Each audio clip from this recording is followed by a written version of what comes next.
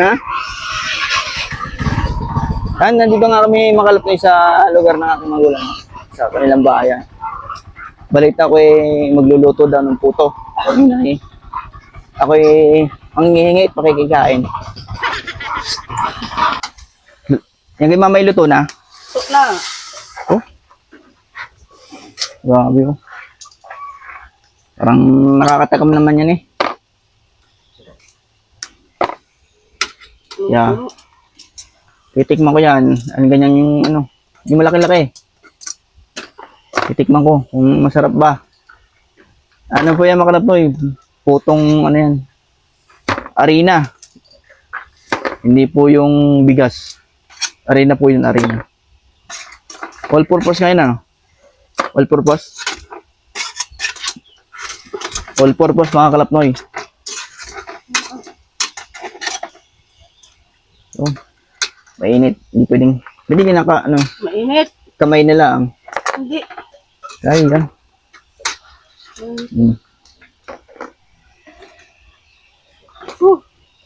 Wala na. Doon, titikman ko. Titikman, patikim. Ito mga. Ito na, malaki-laki. Yun oh. Isang takta ka lang makalap mo eh. At pala may ano no. May init. Tsara. Oh. Yan. Ha? Wow.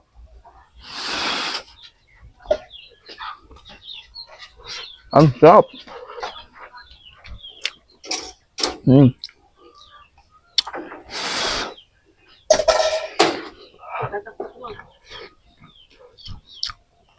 Ang sarap ng ano. Putong harina makalatoy, harina.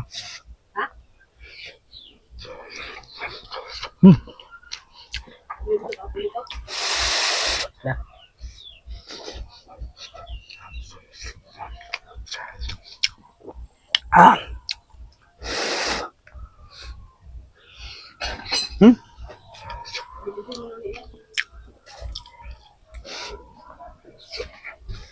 Ang sarap. Nakalibre naman ako ng makalapin ng puto. Sarap ng puto. Mag-uwi ako niya sa bahay. Mami, pahingi ako niya na. Oh, sa'yo na to. Isang salang. Isang salang, iuwi ko sa bahay. Sarap niyang pamerienda makalapnoy. Yun. Tapos may kape. Sarap yan sa kape.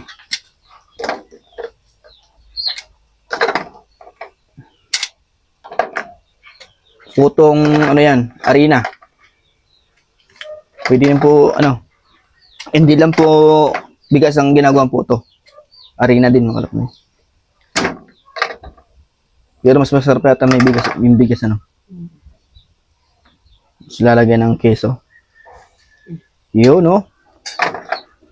Yan. Salamat sa puto.